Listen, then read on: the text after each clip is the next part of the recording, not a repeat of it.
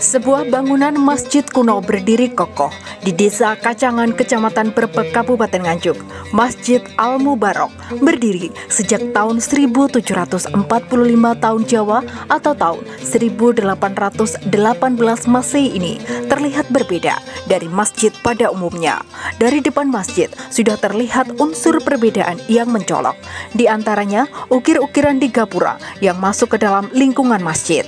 Di halaman masjid yang kini telah direnovasi tersebut terdapat sebuah bencet atau jam kuno yang berfungsi sebagai penentu waktu sholat.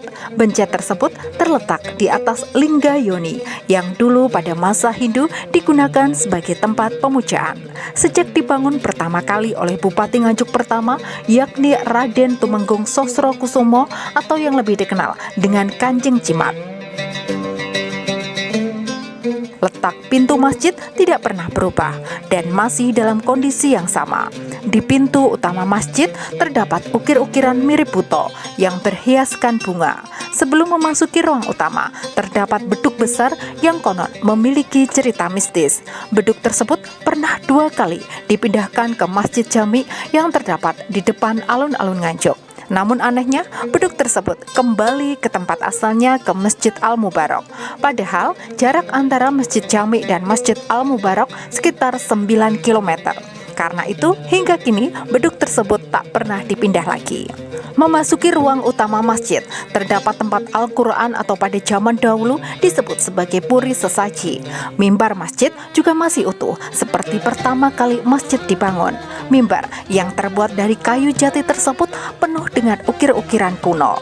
Sementara di bagian atas berundak seperti mahkota. Hal yang sama juga tampak pada bagian bangunan utama yang berundak 3 tingkat. Sementara di bagian atasnya juga terdapat mahkota seperti lazimnya kupluk atau kopiah. Masjid kuno ini memiliki sejarah panjang. Dalam masa peperangan dengan penjajah, di sebelah selatan masjid terdapat sebuah batu asah raksasa yang disebut ungkal ajaib. Batu asah ini digunakan masyarakat untuk mengasah pedang ketika melawan penjajah. Hingga kini pun batu asah tersebut masih utuh dan tersimpan rapi.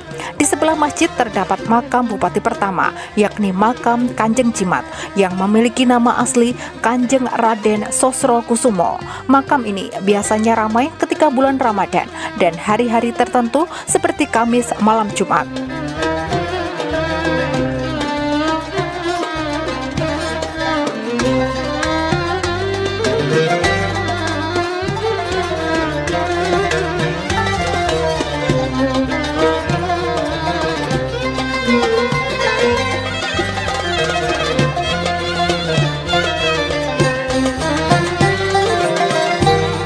Masjid ini bisa dikatakan monumen perjuangan Islam di kala Kanjeng Jimat bertugas di sini. Jadi beliau Kanjeng Jimat itu atau bernama Tumenggung Sosrokusumo I. Beliau membangun masjid ini dan beliau sangat bijaksana untuk membangunnya. Jadi motifnya di sini itu alkulturasi budaya ini sangat kental, Mas. Jadi antara Hindu, Islam, baik Cina dijadikan satu semua.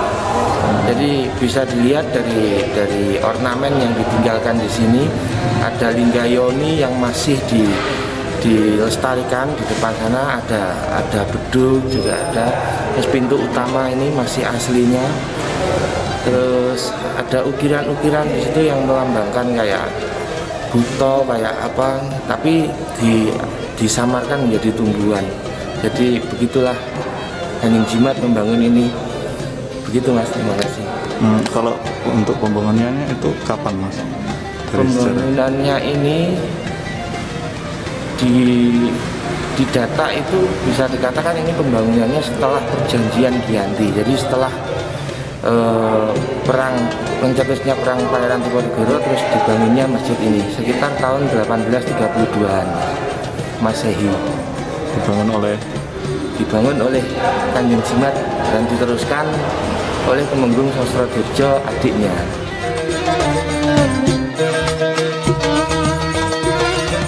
Selain menjadi masjid terkuno di Nganjuk, Masjid Al-Mubarak juga menjadi cikal bakal penyebaran agama Islam di bumi Kota Angin yang pada zaman dahulu penduduknya mayoritas beragama Hindu.